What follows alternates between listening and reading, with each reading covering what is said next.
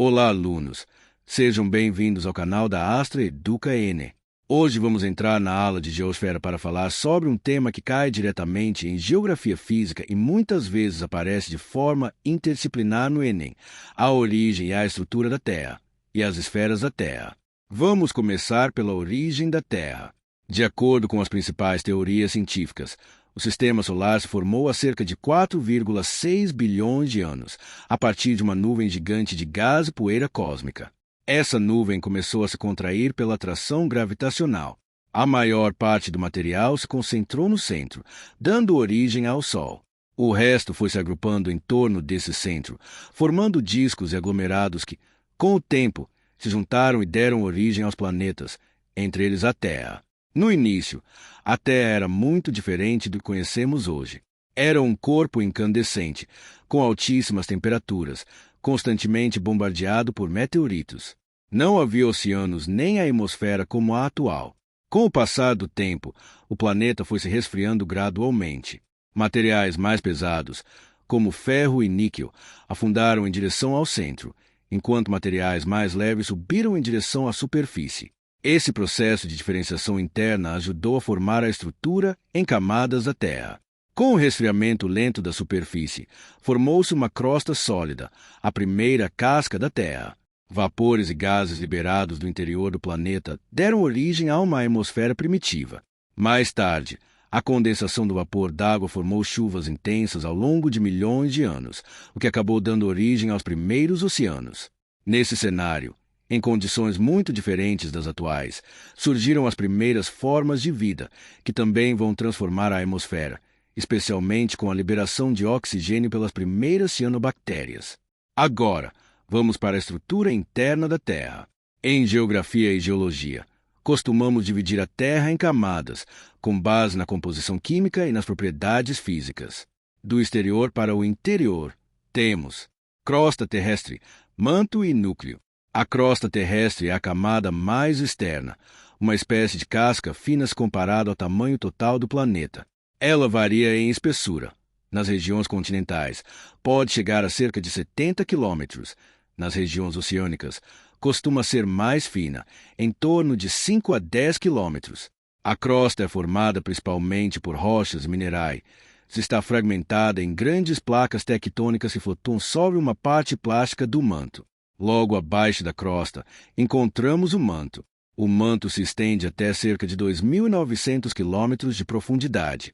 Ele é formado por rochas em estado sólido, mas em algumas regiões apresenta comportamento plástico devido às altas temperaturas e pressões.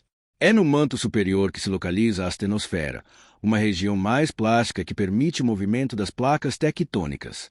As correntes de convecção que ocorrem no manto, movimento lento do material em direção ao alto e ao baixo, são fundamentais para explicar a dinâmica da litosfera, como a deriva continental, a formação de cordilheiras e a atividade vulcânica. No centro do planeta encontra-se o núcleo, dividido em núcleo externo e núcleo interno. O núcleo externo é líquido, formado principalmente por ferro e níquel em alta temperatura. Seu movimento é responsável pela geração do campo magnético terrestre, que protege o planeta de grande parte da radiação solar e cósmica.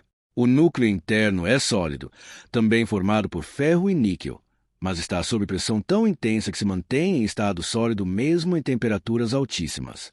Para fim de geografia, costuma-se também usar a noção de litosfera. A litosfera é a camada rígida que inclui a crosta e a parte superior mais sólida do manto. É nela que ocorrem os principais processos geológicos que afetam diretamente a vida humana, como terremotos, vulcanismo e a tectônica de placas. Agora que vimos como a Terra é organizada por dentro, vamos falar das esferas da Terra, que são formas de dividir o planeta em camada ou sistema relacionados a diferentes tipos de elementos, rochas, água, ar e seres vivos.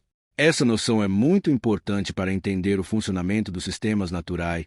Se aparece muito em questões interdisciplinares no Enem. Em geral, falamos em 4 grandes esferas: litosfera, hidrosfera, atmosfera e biosfera. A litosfera, como já foi dito, é a parte sólida externa da Terra, formada pela crosta pela porção superior do manto. Ela é constituída por rochas, minerais e solos.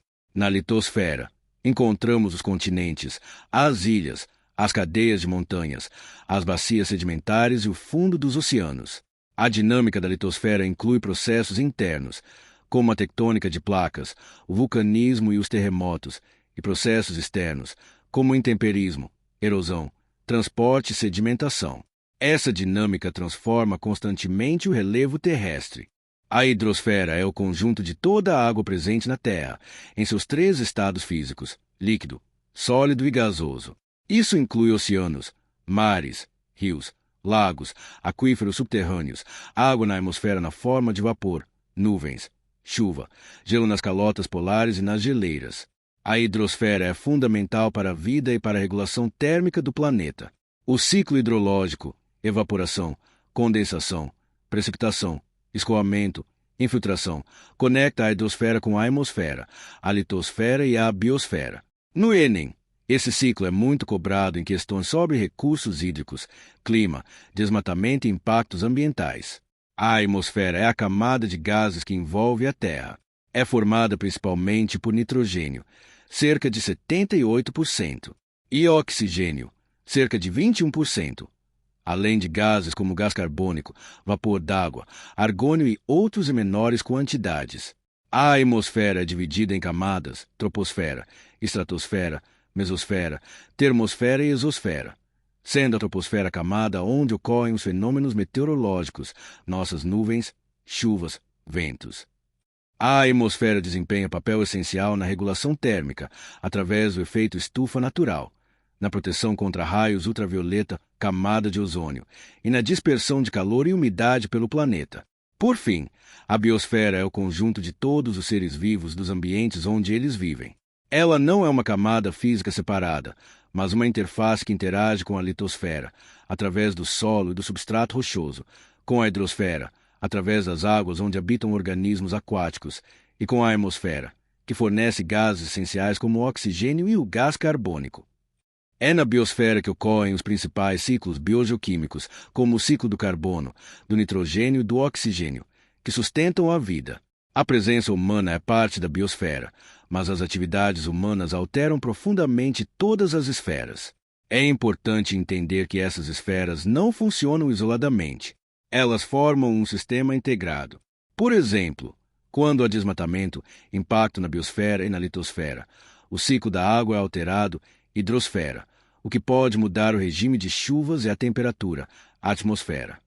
Da mesma forma, a queima de combustíveis fósseis lança gases na atmosfera, alterando o efeito estufa e o clima, o que impacta os oceanos, as calotas de gelo, os seres vivos e as rochas através de diferentes processos.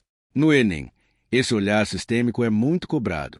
Muitas questões trazem textos falando sobre mudanças climáticas, poluição, desertificação, desmatamento, e pedem para o aluno perceber como uma alteração em uma esfera acaba gerando consequências em outras. Então, ao estudar a geosfera e as esferas da Terra, não pense apenas em decorar definições, mas em compreender as relações entre elas. Outro ponto importante para o Enem é a relação entre a estrutura interna da Terra e os fenômenos de superfície.